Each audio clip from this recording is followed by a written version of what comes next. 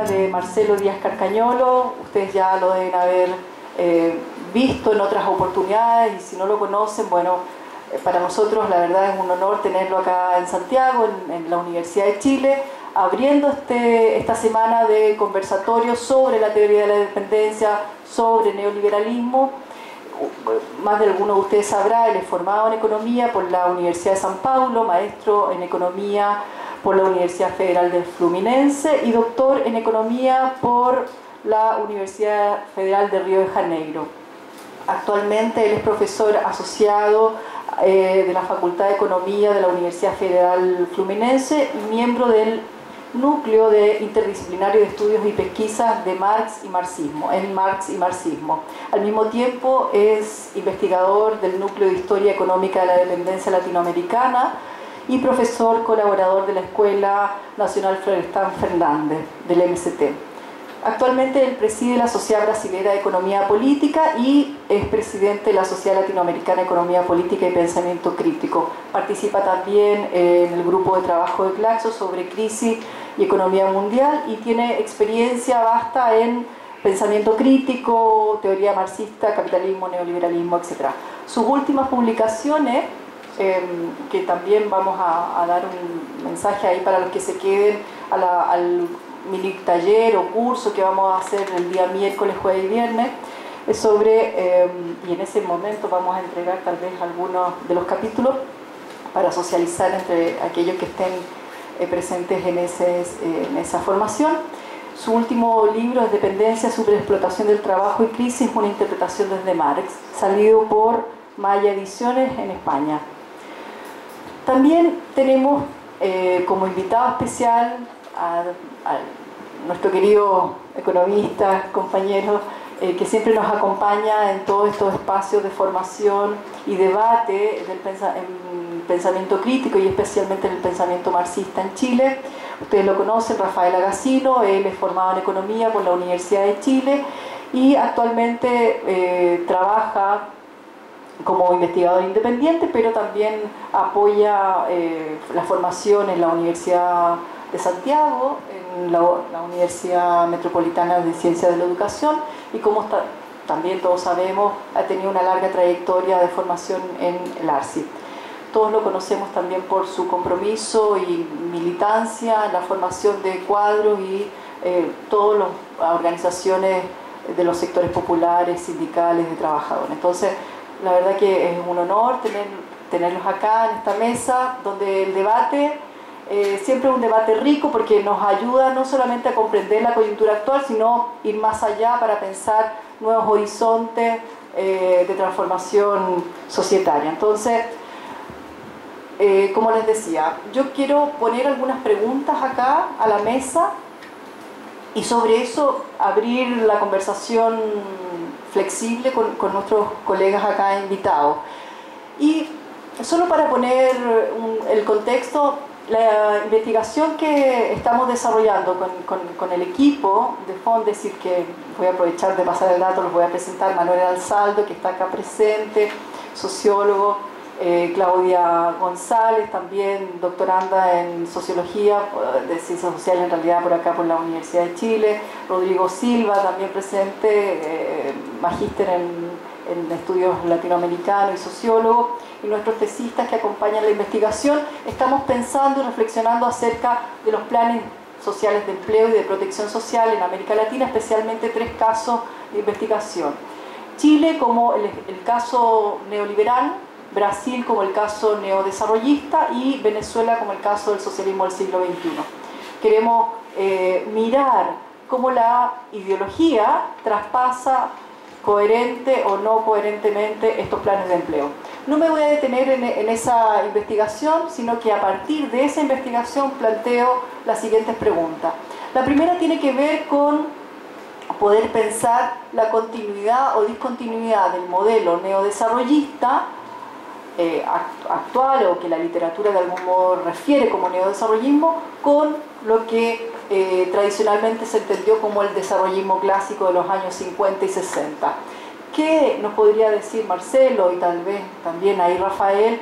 ¿Qué tiene de novedoso? ¿Qué tiene de continuidad? ¿Qué tiene de discontinuidad? O si realmente es posible hablar de neodesarrollismo o no, en el caso brasileño, por ejemplo. Por otro lado, problematizar el neodesarrollismo como una alternativa de superación del neoliberalismo. ¿Qué tanto de alternativa superadora es o, en definitiva, es otra cara del neoliberalismo? Son parte de las reflexiones que queremos hacer. Al mismo tiempo, si podemos entender que la categoría neodesarrollismo explica de algún modo los discursos que levantaron el PT, en este caso la dupla Dilma-Lula, y si podríamos decir que no explica la praxis, sí podría explicar el nivel discursivo, pero no la praxis efectiva que se realizó en estos gobiernos. Por último, pensar cómo definir el neoliberalismo en este escenario latinoamericano, con estas dos experiencias, tanto chilena como brasilera, si es que podemos ir por ahí en una deriva de discusión conceptual. Y la pregunta que nos parece sin duda trascendente es cómo podemos pensar hoy día una transformación, qué modelo, qué formas podríamos ir avanzando para la superación de la lógica del capital. Yo diría por ahí un poco las preguntas abiertas para poder problematizar y discutir acá en general en un tiempo súper acotado de tal vez 40 minutos, 50 minutos por cada uno, a ver si tenemos un tiempo para una pregunta, reflexión más colectiva. Muy bien. Buenas tardes. Gracias por venir. De hecho, agradezco muchísimo la invitación de Paula y de todo el grupo de investigación para estar acá estos días con ustedes por razones de trabajo, políticas. Me parece que es una cuestión importante de militancia hacerlo, lo que en sí ya sería una justificativa muy linda para estar acá con ustedes. Pero además de eso, y Paula no lo sabía, por lo que me confesó ella después, yo soy brasileño, pero como dicen en México, sí, pero no. Yo nací el 24 de enero de 1972 y siempre lo digo con mucho orgullo, nací en Santiago de Chile durante el gobierno de la Unidad Popular. Mis padres brasileños, exiliados de Brasil, acá estaban, tienen a Chile como, mi padre ya se fue, pero ya se murió, pero mi mamá hasta hoy, lo tienen como, no su segunda patria, como una más. Nos acogió muy bien y pudimos, yo en mi caso, literalmente desde que nací, tener una experiencia muy linda con todas sus contradicciones y límites por lo que vivimos acá. En mi caso, fui obligado a salir de Chile el 9 de septiembre del 73, ustedes saben muy bien por qué, por lo tanto salí de acá con 1 año y medio. Siempre me preguntan, ¿y cómo hablas español? Porque viví en México, Nicaragua, Honduras, Costa Rica, bueno. Pero para mí, desde el punto personal, es muy importante estar acá. Tiene que ver con mi historia de vida personal, pero también está al lado con lo que me hizo desde el punto de vista político-ideológico. Así que muchas gracias por por permitirme volver a mi patria. Gracias, Paola. Así que es una mesa solo de chileno. Ya. Además de eso, el tema que nos toca acá discutir un poco tiene que ver con la relación de 3 objetos de estudio del pensamiento social latinoamericano que están interrelacionados de una manera muy compleja en la coyuntura actual.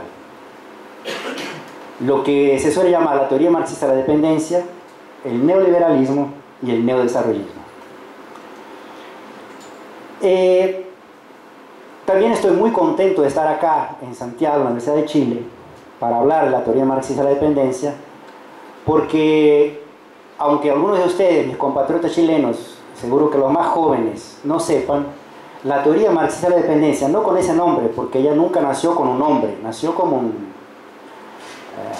por la realidad concreta que se vivía, la necesidad de estudiarla, interpretarla para tener acciones políticas que derivasen de esa referencia teórica, Después se vino a conocer como teoría marxista de la dependencia.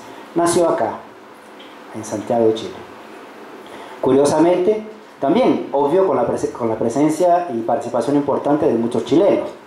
Orlando Caputo, muchos los conocen, otros que después tuvieron que salir de Chile, Jaime Osorio, que está en México, y varios otros que trabajaron en el CESO, bueno, la historia, algunos de ustedes saben. Pero lo curioso es que buena parte de ellos venían de Brasil exilados. Teotônio dos Santos, Vânia Bambija, y el más conocido de todos, muy importante, Rui Mauro Marini. O sea que ellos son intelectuales, orgánicos de América Latina, que son muy poco, o eran muy poco reconocidos en los países donde de hecho construyeron esa perspectiva teórica. En Brasil, hasta el inicio del siglo XXI, nadie sabía quién era Rui Mauro Marini. Ningún libro en portugués había sido publicado. Y el tipo era brasileño.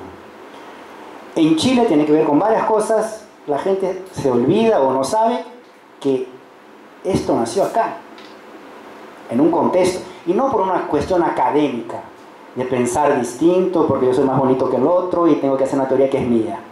Porque la realidad concreta del momento específico requería una otra interpretación distinta de lo que se solía hacer.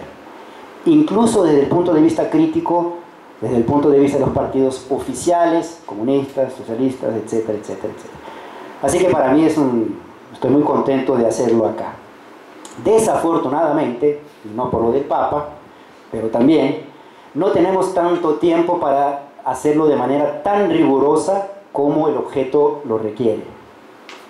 Así que lo que yo voy a hacer es algo muy sintético, y con el riesgo que eso tiene de dejar cosas muy complejas para atrás, para poder llegar al final con el objetivo de relacionar esas tres cosas: la teoría marxista de la dependencia como referencia teórica, lo que es el neoliberalismo, lo que me interesa más, lo que no es, y el neodesarrollismo. Empiezo con una afirmación que intentaré demostrar a lo largo de lo que hable. El neoliberalismo profundizó la condición dependiente de las economías latinoamericanas. Ojo, me salió muy argentino. No digo generó, profundizó. A veces se confunde. El neoliberalismo puede ser una característica, no solo eso, pero una característica de lo que es el capitalismo contemporáneo en las economías dependientes después de los años 70 del siglo pasado.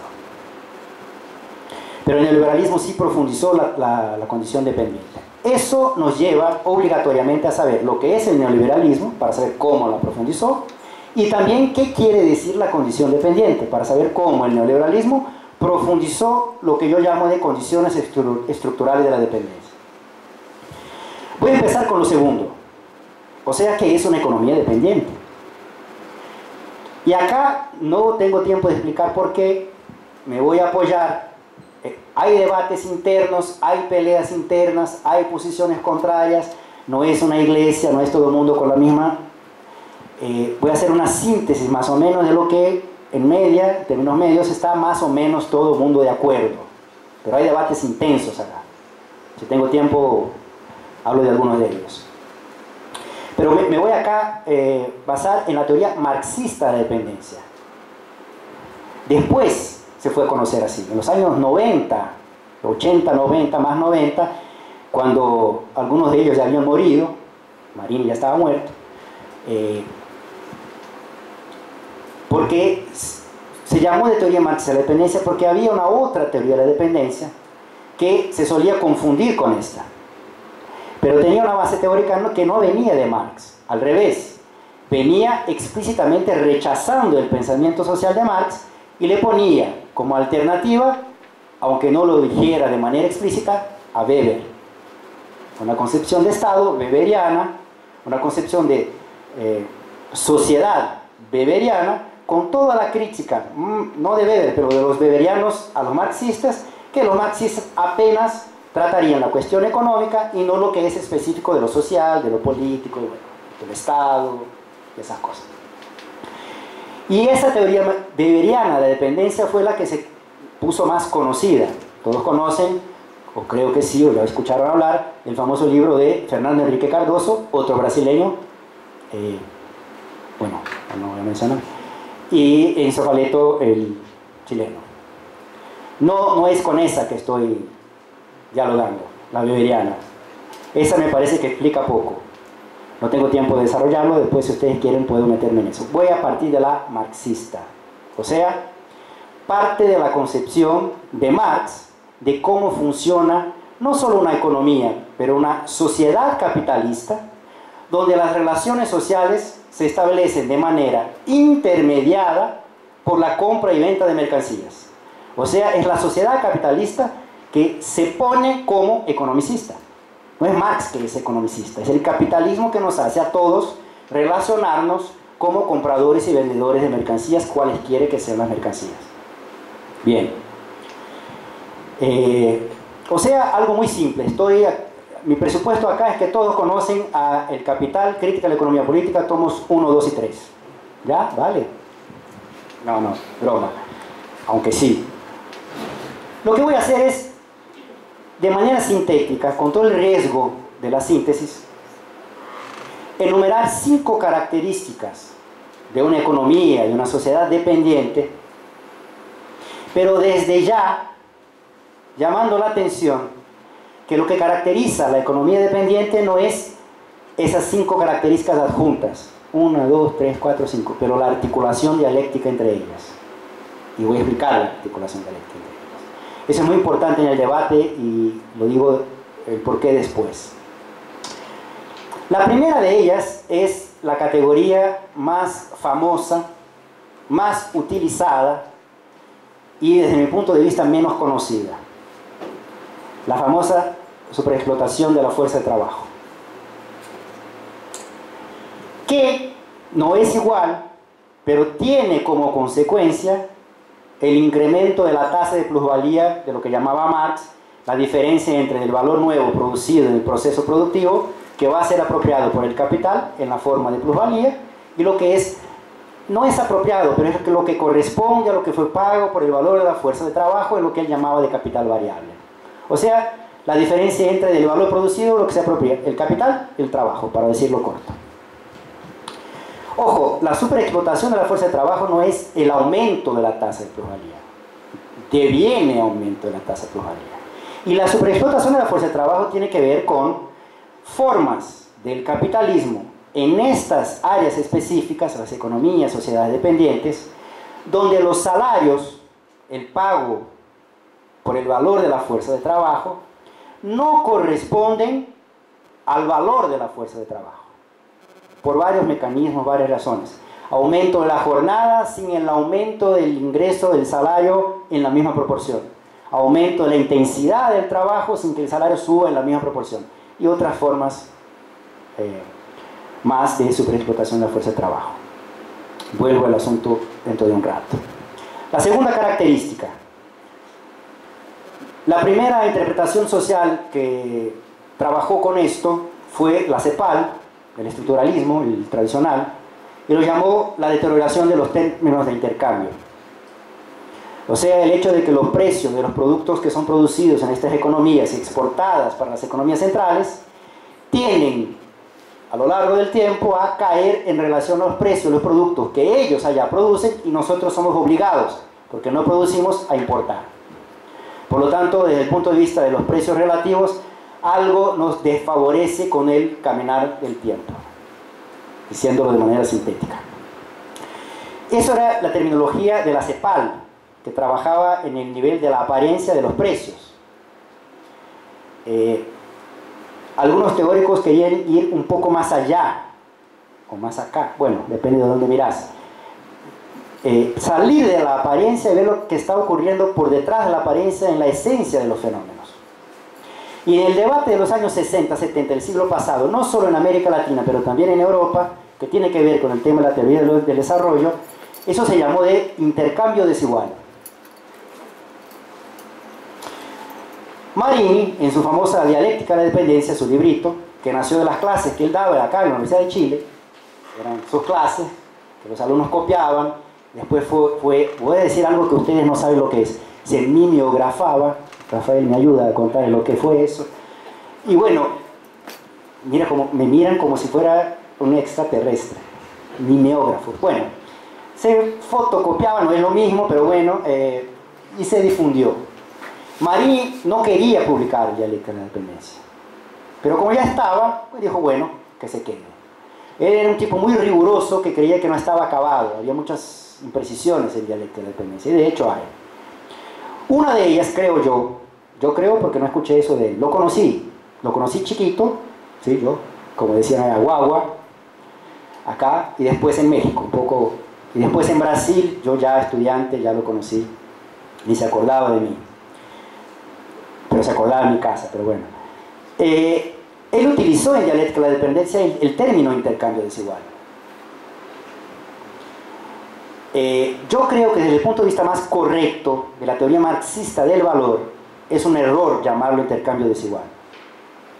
Porque la idea acá es que hay una incongruencia entre precios y valores, y por lo tanto hay una diferencia entre la apropiación del precio en función del valor que fue producido. Y el término intercambio desigual presupone que habría un intercambio igual, o sea, un intercambio donde los precios correspondiesen a los valores. Bueno, si uno estudia Marx, y Marini era riguroso y sabía de eso, va a saber que Marx se da cuenta en el tomo 3 que las mercancías no son vendidas por sus valores, ni podrían serlo aunque lo sean. Los precios necesariamente son distintos de los valores. Así es. Eso no es una falla de la ley del valor. Esa es la ley del valor.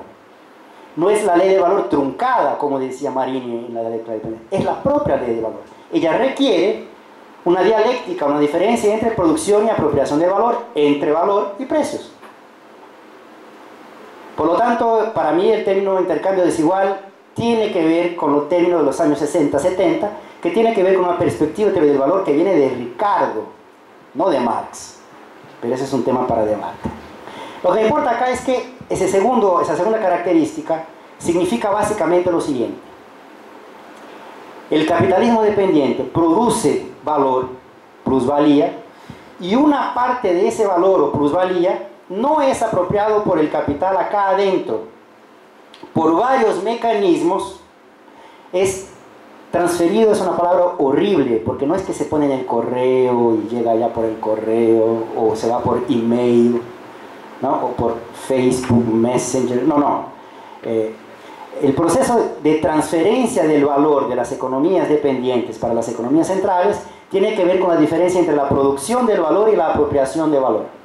Y esa diferencia tiene que ver básicamente con las distintas productividades en la competencia entre los capitales que producen una misma mercancía, el plan de los valores, mercancías distintas, el plan de lo que Marx va a llamar precios de producción, y el plan de la apariencia de los precios de mercado. Pero no importa acá lo más riguroso, lo que importa es que por varios mecanismos las economías dependientes producen una cantidad de valor y una parte de ella no es apropiada acá, por lo tanto no hace parte de la dinámica de acumulación acá, pero va a ser parte de la dinámica de acumulación de allá, de las economías centrales. Y eso en el plano del comercio de mercancías. Tercera característica, otras formas de transferencia de valor o de remesa de excedentes. El pago de interés de deudas, el envío de... ¿cómo se llama? Dividendos en español.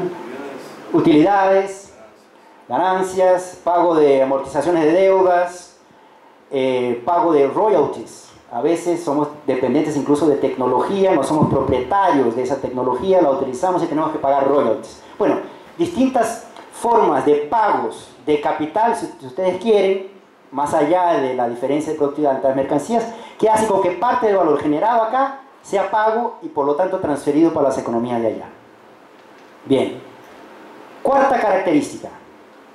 Una distribución regresiva, o sea, muy concentrada, de ingresos, flujos, salarios, ganancias, pero también de riqueza, o sea, stock, patrimonio, propiedad.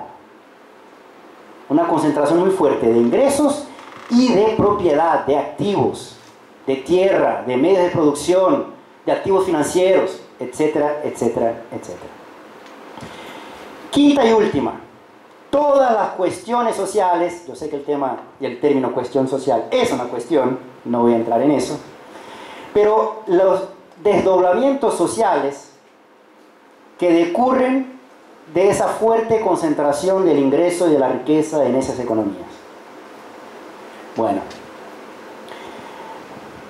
con las cinco características ahí en nuestra vista, y si uno conoce a Marx, dice, pero ¿qué es lo distintivo de la economía dependiente?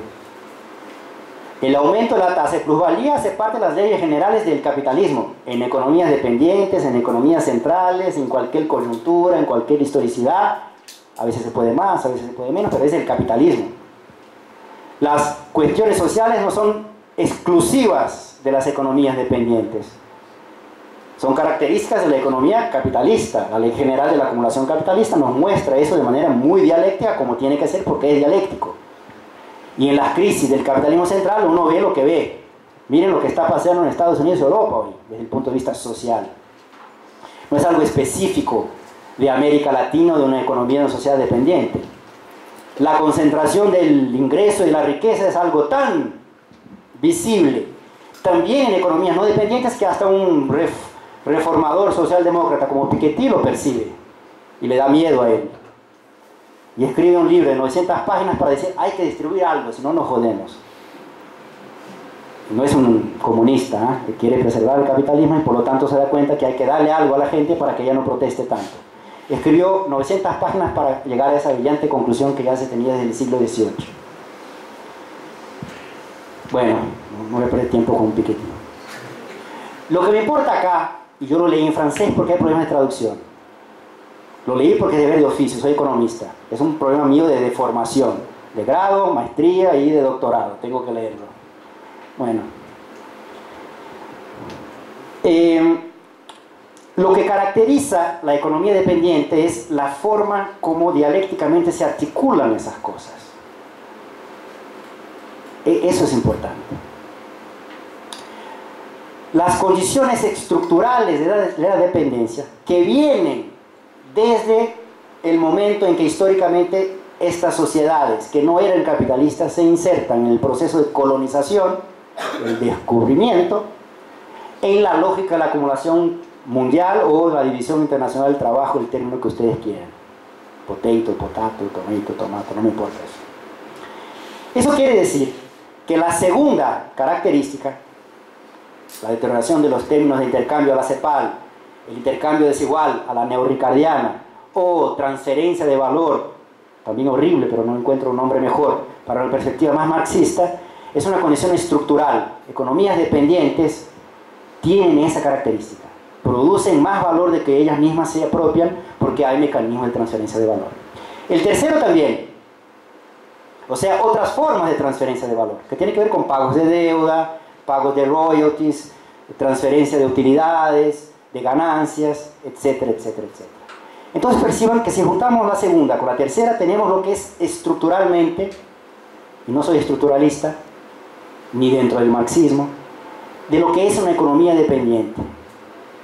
Eso es lo característico, no importa la coyuntura. Lo que la coyuntura hace es aflojar eso, lo que nos conviene coyunturalmente, o incrementar eso, empeorar nuestra situación estructural, lo que no nos conviene. Entonces fíjense que la inserción dependiente tiene que ver con los componentes coestructurales, los mecanismos de transferencia de valor, y con la situación coyuntural. Básicamente por dos características de la situación coyuntural. Cuánto la economía mundial crece, y más importante, cuánto la economía mundial necesita de los productos que nosotros producimos y exportamos.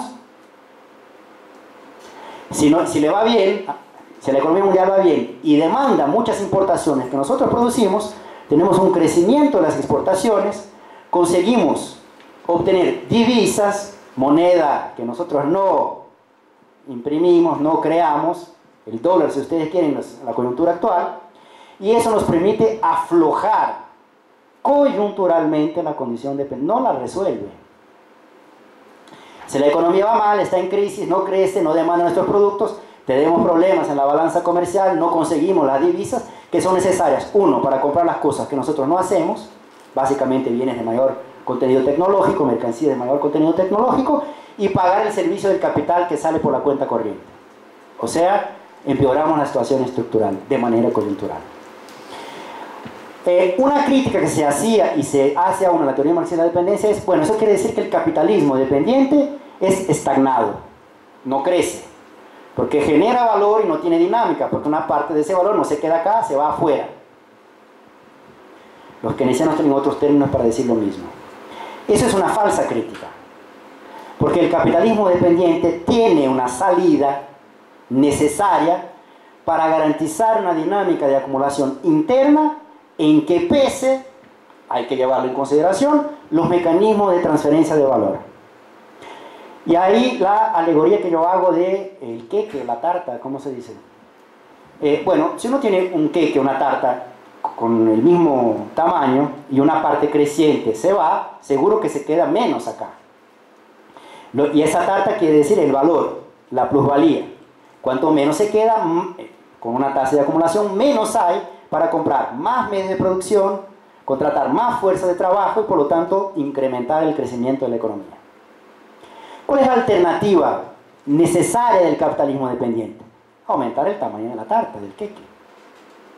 Porque aunque un pedazo se vaya, otro se queda de manera creciente porque la tarta está aumentando y con eso se puede generar una dinámica de acumulación interna de capital. ¿Y cómo se hace para aumentar la tarta, el queque? Hay que aumentar la producción de valor. ¿Quién lo hace? La fuerza de trabajo. O sea, la primera característica, la superexplotación de la fuerza de trabajo, es la respuesta necesaria del capitalismo dependiente para, de manera más acentuada o no, dependiendo de la coyuntura, frenar, compensar, equilibrar, bueno, ahí los términos cambian, los mecanismos de transferencia de valor. Ojo, eso no quiere decir que el capitalismo central no exista pago de salario por debajo de la fuerza de trabajo, incremento de la intensidad, incremento de la jornada. Eso es el capitalismo. Lo que eso quiere decir es que el capitalismo central tiene una alternativa que el capitalismo dependiente no tiene. ¿Cuál? Incrementar, en términos comparados con la media de la economía mundial, sus productividades para que cuando concurran con otros capitales puedan apropiarse de una parte del valor que los otros producen. Esa alternativa no tenemos. O cuando tenemos, algunos de nosotros tienen, por ejemplo, Brasil en varios momentos, y pueden aprovechar una brecha para implementar mecanismos de transferencia de valor con otras economías de la región. Posponer esos mecanismos. Marini en algún momento llamó eso de subimperialismo. Bueno, lo que yo quería decir con eso es que el capitalismo dependiente no es que necesariamente está estagnado, puede crecer, puede tener dinámica. Lo que él tiene que hacer para que eso sea posible es superexplotar la fuerza de trabajo. Entonces, fíjese, aumentar la tasa de plusvalía es del capitalismo.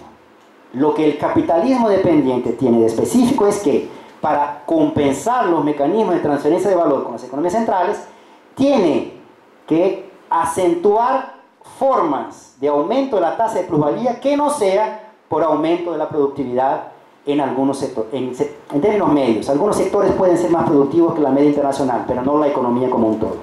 Son cuestiones menores que no tengo tiempo de trabajar. Bueno, y con la superexplotación de la fuerza de trabajo vienen los otros dos como consecuencia. El cuarto y el quinto. Distribución regresiva, concentración de ingresos y riqueza, y las cuestiones sociales de ahí derivadas. Entonces perciban que se define el desarrollo capitalista dependiente con esa articulación dialéctica. Los determinantes coyunturales, estructurales de transferencia de valor, la coyuntura internacional, a veces va bien, a veces va mal, la necesidad de superexplotar la fuerza de trabajo. Cuando la coyuntura es favorable, no hay necesidad de explotarla tanto así, lo que no quiere decir que no va a ser tan explotada. Y las cuestiones de concentración y las cuestiones sociales derivadas de eso. Muy bien. El tiempo, el implacable.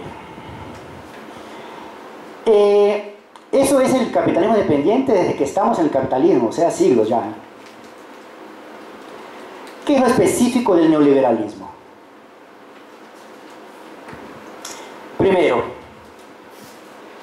el neoliberalismo no es lo que la mayor parte de la gente cree que es. El neoliberalismo no se confunde con la política económica ortodoxa, con una política monetaria para controlar la inflación, con regímenes de metas inflacionarias o no, con una política fiscal para generar, con ajuste fiscal, para generar superávits en la cuenta primaria que permitan al Estado ahorrar para pagar sus compromisos financieros con la deuda pública, y una política cambiaria que deje más o menos el mercado determinar el precio del tipo de cambio con oferta y demanda por las divisas, para decirlo de manera sintética. Esa es la política económica ortodoxa. El neoliberalismo no es eso. ¿Por qué eso es importante? Porque por lo tanto la alternativa al neoliberalismo no se define en el plano, en el nivel de abstracción de la política económica. No es una política económica heterodoxa que hace de un proyecto el antineoliberalismo.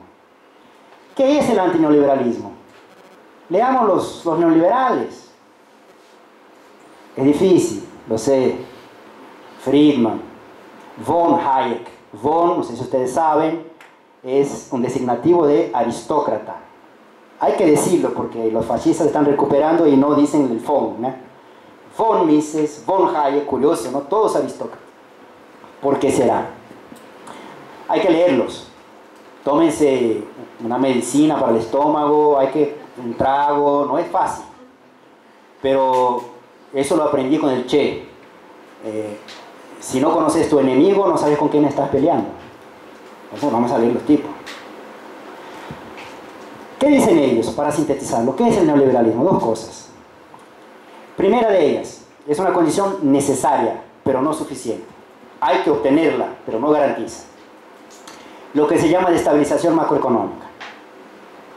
Tenemos que, por los medios que sean, controlar la inflación. Ojo, no quiere decir necesariamente inflación baja o cero. Quiere decir inflación estable. ¿Por qué eso? Porque lo que ellos dicen es que decisiones de largo plazo de inversiones privadas dependen del cálculo, que el capitalista haga cuentas. ¿Y para qué haga cuentas? Con el futuro tiene que tener algún grado de seguridad de lo que va a ser esa variable en el futuro. Por lo tanto, más importante de que si es un nivel bajo pero inestable, lo más importante es que sea estable, aunque un poco mayor de la inflación. El tipo tiene que hacer cuentas, eso es lo importante. Por eso estabilidad macroeconómica. Pero además de eso, no solo de la inflación, también de las cuentas públicas, por varias razones. Por lo tanto, hay que generar estabilidad macroeconómica para controlar la inflación, dejarla estable, y las cuentas públicas también estables al punto tal de que no se genere una explosión de la deuda pública. Eso es la precondición. ¿Cómo se obtiene eso? Con política económica. ¿Con qué tinte? ¿De qué matiz? ¿Ortodoxa o heterodoxa? No importa. Lo que define eso es la coyuntura, dicen ellos. A veces la coyuntura requiere la política económica ortodoxa, hoy día. A veces requiere la política económica heterodoxa, años 90. Las políticas económicas de estabilización de los años 90 fueron políticas económicas heterodoxas. Casi todas ellas, no todas, controlando una variable, un precio. Para un ortodoxo eso es sacrilegio. Dado que el Papa está llegando, ya no tiene una metáfora. Controlar un precio para un ortodoxo es algo que no me estás chingando mi madre. Los neoliberales no tienen ningún problema con eso. Porque lo que importa es, uno, que la estabilidad macroeconómica sea obtenida. Dos, y ahí viene lo decisivo. El neoliberalismo se define en un nivel de abstracción mayor, no en la política económica, en la estrategia de desarrollo. ¿Qué es lo que ellos plantean? Que para que la economía crezca y la sociedad distribuya más ese crecimiento, hay que generar crecimiento con aumento de la productividad.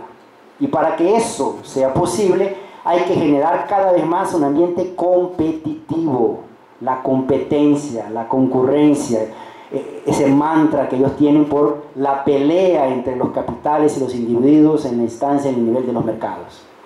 Y para que eso sea posible, es necesario que implementemos reformas, transformar los marcos estructurales para que no lo dicen así, lo voy a decir para utilizar mi referencia teórica, para que las relaciones sociales sean cada vez más dadas, determinadas por las relaciones mercantilizadas.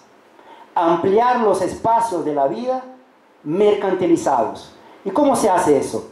Con reformas de la previdencia, laboral, privatizaciones, apertura comercial, apertura financiera, desregulamentación. ¿Les suena, no? Lo conocemos, ¿no? Eso es el neoliberalismo. Las reformas estructurales pro mercado, teniendo la estabilización macroeconómica como precondición. ¿Cómo se obtiene? No importa. Bueno, el tiempo se acaba, ya se acabó. 15, una eternidad. Bien.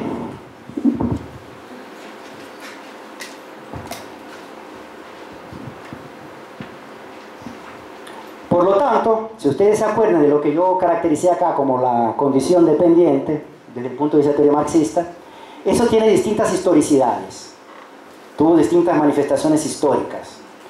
Hay un debate si la época colonial ya era o no, bueno, no voy a entrar en eso. Y después de la colonia, porque el término teoría de la dependencia nace de ahí, o sea, conquistamos la independencia, no somos más colonia, pero política, pero la dependencia económica sigue. De ahí nace el término teoría de la dependencia. En Buenos Aires es muy chistoso porque en Buenos Aires está la avenida Independencia, no sé si la ubican ahí ¿no? Y todos los finales de semana los más duros llegan y borran avenida Dependencia, siempre. Domingo por la mañana siempre pasen por ahí, van a ver avenida Dependencia. Ya lo hice una vez, pero cuando uno toma hace cosas, ¿no? Peores que esas. De esa me acuerdo. ¿De qué hablaba? Sí, bueno, las historicidades. El capitalismo contemporáneo, no tengo tiempo de trabajar eso, es el capitalismo que se construye a partir de su última, no esta que vivimos ahora, pero su penúltima, si ustedes quieren, crisis estructural al final de los años 60, empieza en los 70 del siglo pasado. Ahí se construye el capitalismo contemporáneo. Es un tema para 60 horas, que es el capitalismo contemporáneo, el capital ficticio, la estructuración productiva, el taylorismo y no sé qué, y bueno. Lo que me importa es que desde el punto de... También en el centro, el neoliberalismo hace parte del paquete.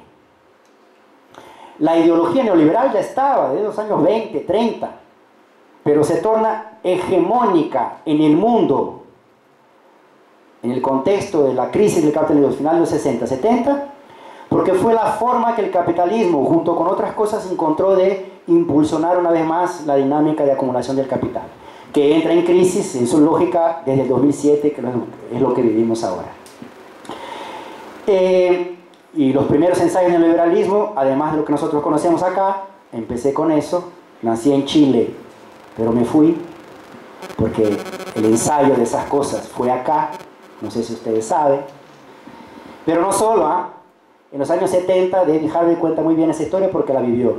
En los años 70, la alcaldía de Nueva York también implementa, desde el punto de vista local, el neoliberalismo, y ahí empieza todo eso de la, ¿cómo se llama eso? De la gentrificación, y bueno, desde el punto de vista local, lo que es. También el ensayo, no solo acá en el Cono Sur, como nosotros sabemos, Chile, Uruguay, las dictaduras militares, Brasil es un caso aparte, no de dictadura militar, pero de estrategia de desarrollo. Bueno, también en los países centrales. Pero el tema es que el neoliberalismo ahí se impone como hegemonía ideológica, política y práctica. Y desde el punto de vista de la dependencia, lo que yo quiero aquí marcar es que el neoliberalismo en las economías dependientes no es solo una cuestión coyuntural, porque lo que él hace con las reformas estructurales, apertura comercial, apertura financiera, liberalización, privatizaciones, es el incremento de los mecanismos de transferencia de valor, de sus más variadas formas. Y eso hace con que el capitalismo dependiente, no solo de manera coyuntural, pero por incremento de las condiciones estructurales, se vea obligado a superexplotar la fuerza de trabajo de manera asustadora. Eso lo vivimos desde los 70 hasta ahora. Por eso el neoliberalismo no generó, incrementó la condición dependiente. Bueno, eso significa que el capitalismo en América Latina no creció en el capitalismo contemporáneo. En algunos, bueno, no creció igual al segundo posguerra, en algunos países, está bien, pero en algún momento creció. No tanto, pero creció. ¿Por qué creció? De nuevo, porque se incrementaron los mecanismos de transferencia de valor, superexplotación de la fuerza de trabajo. Y si hay un consenso en la izquierda en América Latina de los años 90, para no irme mucho, hasta hoy, es que la superexplotación de la fuerza de trabajo fue incrementada en América Latina. El debate es cuál es la importancia que tiene, qué quiere decir, cuál es la consecuencia política, qué hace, bueno, pero no hay. El tema es que con ese incremento de la superexplotación de la fuerza de trabajo, el crecimiento en América Latina en los años 90, en términos medios, fue menor que el de los años 80. La CEPAL le dio un nombre a los años 80, lo llamó década perdida. Bueno, los 90 fueron más que perdidos entonces.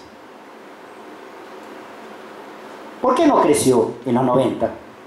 Dos razones, una la conocemos, transferencia de valores, pero no solo. La otra es algo que caracteriza el capitalismo contemporáneo. Una lógica de apropiación del capital que tiene que ver con la lógica del capital ficticio. La lógica especulativo-financiera. No tengo tiempo de trabajarlo con rigor. Eso lo voy a hacer esos 3 días que vienen, ¿no? Lo que hace con que la dinámica de acumulación no se ponga periodo tras periodo con más, en el proceso productivo, medios de producción, más fuerza de trabajo, con reproducción ampliada y por lo tanto la economía no crezca tanto. ¿Por qué eso es importante? Porque aquí entro al final. Parecía que no, pero sí. Mexicano, ¿no? Parecía que no, pero sí. De ahí es que vienen, o mejor, se pueden entender lo que se presenta como alternativas al neoliberalismo. ¿Cuál es el problema? Hay una masa de valor que se produce, la fuerza de trabajo está siendo superexplotada, una parte es transferida, pero se queda algo.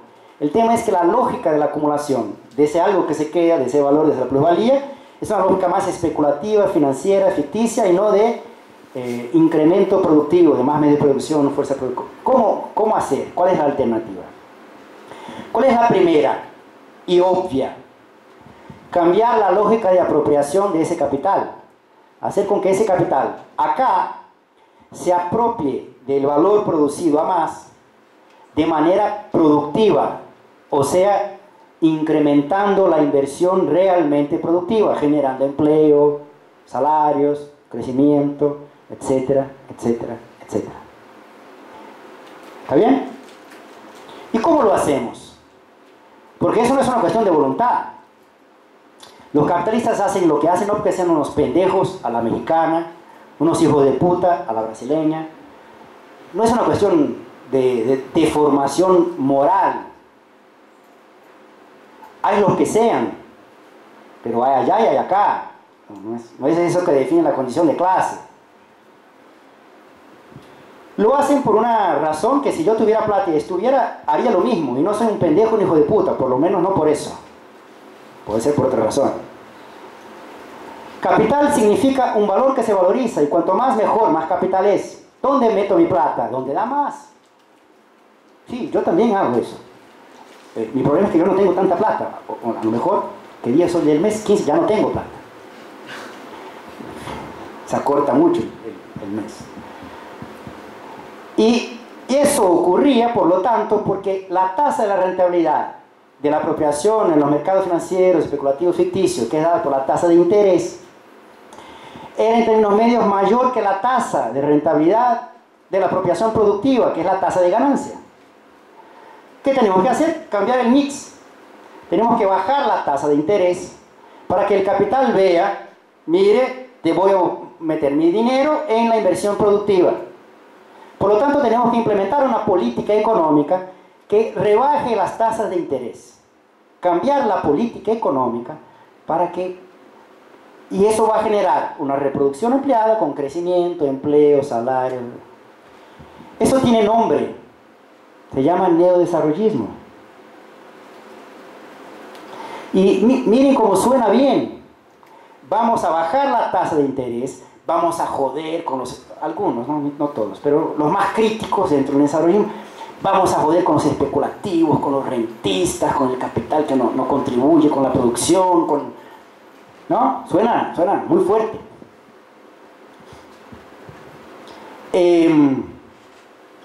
Primero, no es tan simple.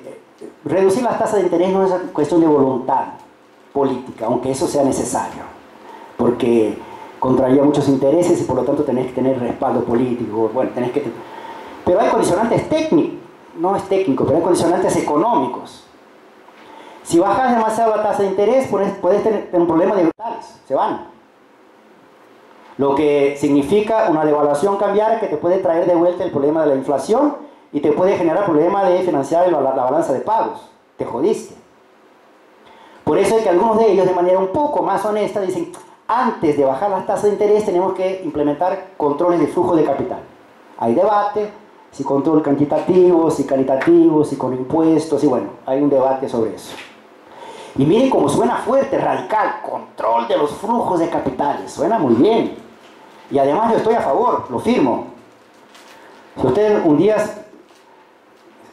se enteren de que yo me volví ministro en Brasil, al día siguiente sepan que me vendí. El otro condicionante es la inflación, porque si bajas demasiado la tasa de interés y no tenés una capacidad ociosa muy grande, puedes generar un boom de demanda, que no hay oferta y los precios suben. Entonces hay condicionante, no es tan simple. Pero mi punto acá es: ¿qué es lo que estos tipos nos están diciendo? Porque ellos se presentan, somos antineoliberales, contra el rentismo, contra la especulación y la globalización financiera y y bueno. Mi pregunta es sencilla: ¿qué está pasando con la superexplotación de la fuerza de trabajo? Bueno, para empezar, ellos ni saben qué es eso. Fíjense, la propuesta neodesarrollista es una propuesta para cambiar la forma de apropiación del valor producido y no la producción del valor. A lo mejor lo que ellos quieren es aumentar la explotación del trabajo y que la dinámica de apropiación sea cada vez más productiva, y a veces nos dicen: porque como consecuencia de eso será bueno para ustedes también, porque genera empleo, salario, y de hecho es mejor tener un empleo que no tener. Es mejor tener un salario más elevado que un salario más bajo, seguro. No estoy diciendo que no. Mi punto es: el neodesarrollismo no es una alternativa al neoliberalismo, porque lo que ellos están diciendo es que van a implementar una política económica heterodoxa que baje la tasa de interés. Pero el neoliberalismo no es, como ya lo comprobé, sinónimo de política económica ortodoxa. A ellos, conforme la coyuntura, le cae muy bien el neodesarrollismo. No están en contra, desde que las reformas sean profundizadas. ¿Qué nos dicen los neodesarrollistas sobre las reformas? Nos dicen primero: no, ya están, hay que manejarlas. Hay problemas, fallas de mercado, generan en el corto plazo problemas sociales, políticas sociales compensatorias, focalizadas, ¿no? Y suena bien, Bolsa Familia en Brasil, suena muy bien, parece crítico. No es antineoliberal, no va al fondo. En ningún momento nos proponen algo en contra a la necesidad del capitalismo dependiente de incrementar la tasa de plusvalía por la superexplotación de la fuerza de trabajo. Además nos dicen más, los más cretinos que los hay, nos utilizan un argumento utilitarista.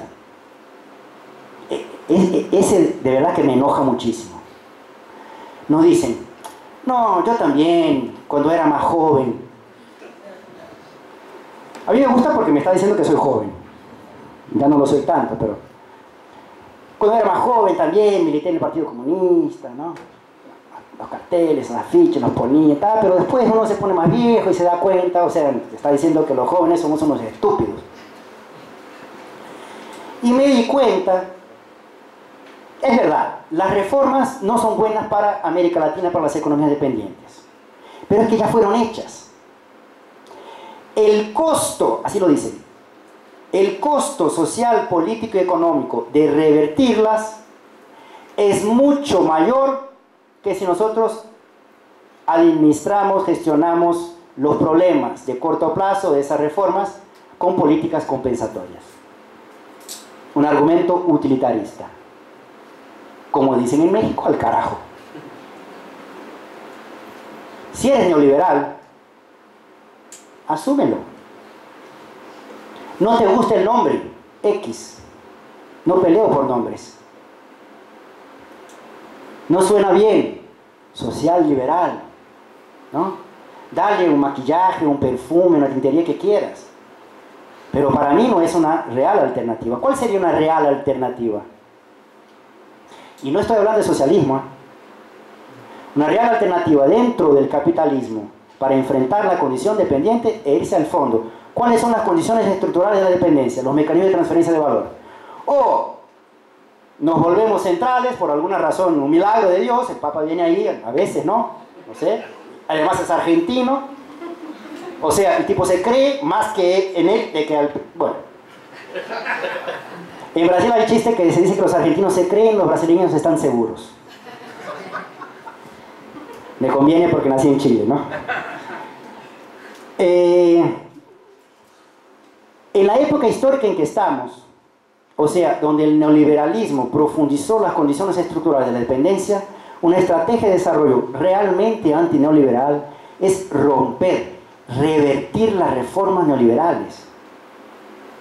Eso sí es duro, porque significa renacionalizar. Eso es duro. No una política económica de perfumería. Ah, pero tiene control de flujo de capitales. El control de flujo de capitales está en las instrucciones de fundación del FMI. Los signatarios del FMI pueden implementar control de flujo de capitales en problemas de corto plazo para controlar la balanza de pagos. O sea, es una política del FMI. ¿Y eso es duro desde cuándo? Duro es plantearse la renacionalización. Los británicos lo están poniendo en la mesa hoy día. En Europa se discute eso. No es de un dinosaurio marxista desde Chile. No es de los comunistas en Gran Bretaña, por supuesto. Ellos hacen cuentas.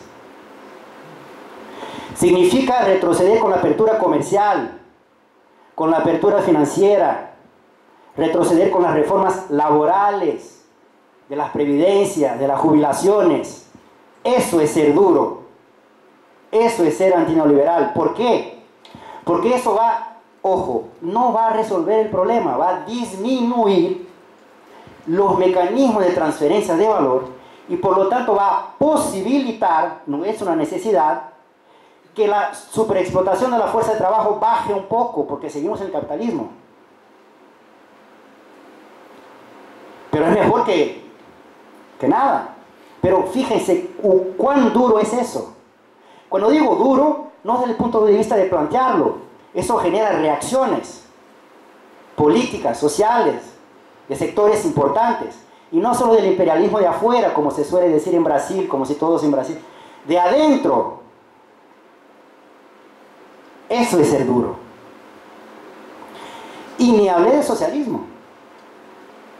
Yo bromeo, sé que el tiempo se está terminando. ¿Por qué eso es importante? Porque a veces eso se puede interpretar de una manera que es la peor posible. Volviendo a la manera contra la cual los teóricos marxistas de la dependencia se pelearon en los años 60, o a partir de los 60. Contra la versión oficial de los partidos comunistas oficiales de que la revolución en los países atrasados, si viene, es por etapas. Primero, la revolución burguesa, apoyo a la burguesía nacional, la están buscando hasta hoy, ¿no? En Argentina se propusieron construirla, de la nada, no sé. Después quizá, si las condiciones, la correlación de fuerzas, me da alergia, cuando viene eso de la correlación de fuerzas, es algo importante, pero cuando viene en ese tono, me da alergia. No, no es etapismo. Primero cambiamos la política económica, después una estrategia de desarrollo antineoliberal y después quizá más allá, tal vez, no sé cuándo, mis nietos, el socialismo. No. Si me dan hoy un manifiesto, acá en Chile, en Brasil, bueno, lo hago todos los días casi, en América Latina, donde sea, lo hice en Gran Bretaña el año pasado, para cambiar la política económica, de una política económica ortodoxa para otra, con un tinte o maquillaje que genere más sueldos y políticas sociales, ¿okay? Lo firmo, salgo a la calle para defenderlo. Si vienen con una segunda hoja para cambiar la estrategia de desarrollo y tornarla de hecho antineoliberal y revertir las privatizaciones con el nombre que tengan, ¿no? ¿Cómo? Las alianzas público-privadas.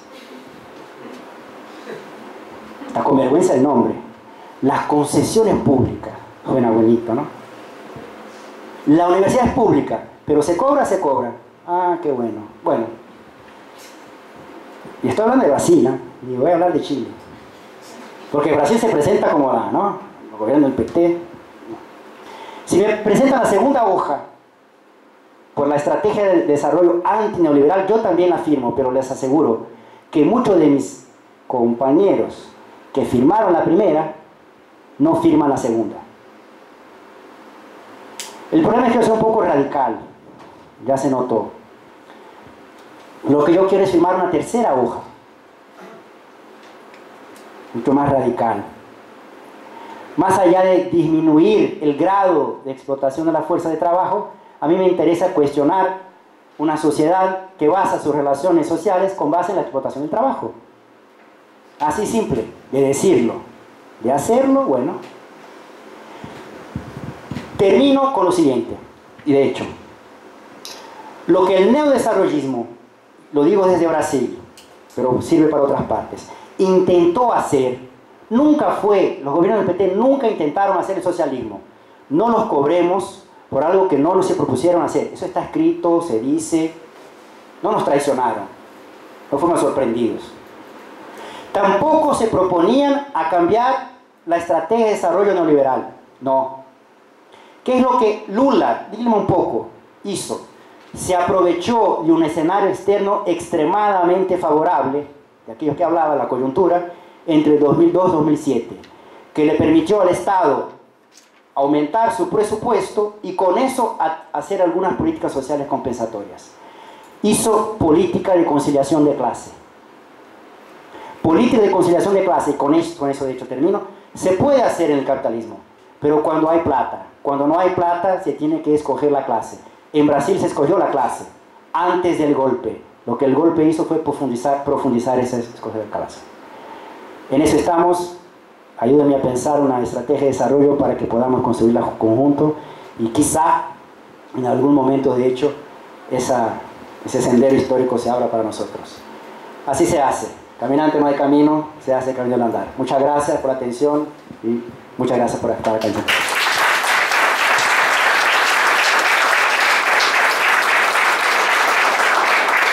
Bueno, un gusto de estar con la Paula, con el compañero Carcañol. Bueno, por muchas razones, digamos. Yo también conocía a su papá, un viejo profesor de la Universidad de Chile, dependentista, marxista, tan efusivo como su hijo, bueno al carrete también. No sé si, parece que el hijo también sigue la misma línea, no estoy seguro.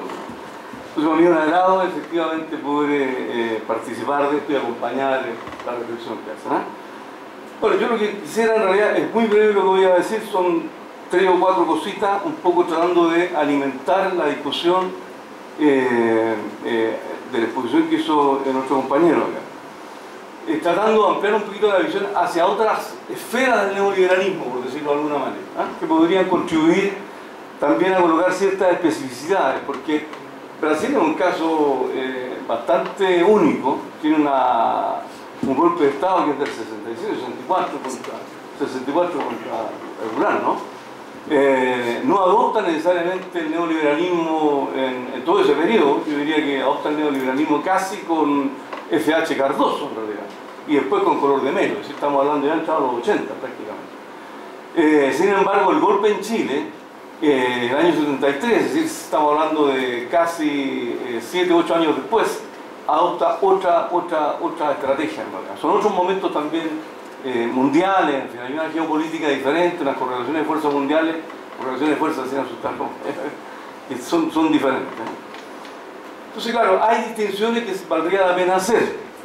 Entonces yo voy a tratar de colocar algunas líneas un poquito diferentes, coincidiendo en general con por lo menos las 4 principales características de la dependencia que nos daba el compañero. La quinta no lo voy a entenderla mucho porque estaba medio distraído, ¿no? Pero la sobreexplotación del trabajo, en fin, me parece crucial, la idea de la transferencia de valor, también la idea de, lo mencionaba acá, las transferencias por productividad por una parte y transferencias por otros distintos mecanismos como son los intereses, remesas, la intervención del capital extranjero y la remesa de sus utilidades, en fin, ¿eh? Y el problema de la distribución regresiva no solo de los flujos, del ingreso, sino que también de la riqueza o de los stocks, como lo llamaba el compañero Carcañol. La propuesta que quisiera hacer yo sería lo siguiente: tratar de plantear que el neoliberalismo es un intento, eso es medio raro lo que voy a decir en realidad, un intento de articular, yo diría, 3 categorías o 3 conceptos, en realidad para no darle el sentido de categoría, que son las siguientes. Una articulación nueva entre propiedad, entre escasez y racionalidad. ¿Okay? Si a mí me preguntara lo que es el neoliberalismo, podría perfectamente hacer una descripción económica. Yo concuerdo perfectamente con Carcañolo que la política económica de corto plazo entre ortodoxia y política económica heterodoxa no es una definición capital. El neoliberalismo en Chile después de la crisis 82-83 fue extremadamente heterodoxo, siempre ha manejado los precios agrícolas, siempre han habido bandas de precios, ha manejado el tipo de cambio en determinados momentos, en su momento lo ha liberado, hay flotación sucia en los tipos de cambio, hay intervención en el mercado financiero, en fin. Por lo tanto, a ese nivel de abstracción, por así decirlo, no es distinguible lo que es en el fondo el neoliberalismo. Entonces, podríamos tomar entonces la idea de la competencia de los mercados como el elemento crucial de eso en función de la doctrina que el mismo compañero Carcañolo nos mencionaba. Una manera tal vez de expresar un poquito diferente eso y ampliándolo sería decir, mire, en realidad desde el punto de vista del neoliberalismo, no como un modelo económico, sino como un intento de concepción de la sociedad completa, ese conjunto de relaciones sociales que existen, se la juega, y eso está en el ladrillo, se la juega por generar un nuevo, llamémoslo así, ordenamiento institucional donde se repone la idea principal de la sociedad, que es la propiedad, más allá de la familia. La propiedad privada, casi como una condición sine qua non, en realidad, o perdón, una condición fundamental que permite efectivamente la libertad de los individuos y por lo tanto la competencia. No habrá competencia si no hay libertad, no hay libertad si no hay propiedad privada. Por lo tanto, la institución básica de esta historia es reponer las instituciones que cautelan la propiedad privada. Y eso se extiende, no solo en términos, hablando, bueno, tú conoces Chile, pero lo digo para los más jóvenes en realidad, no para los viejos.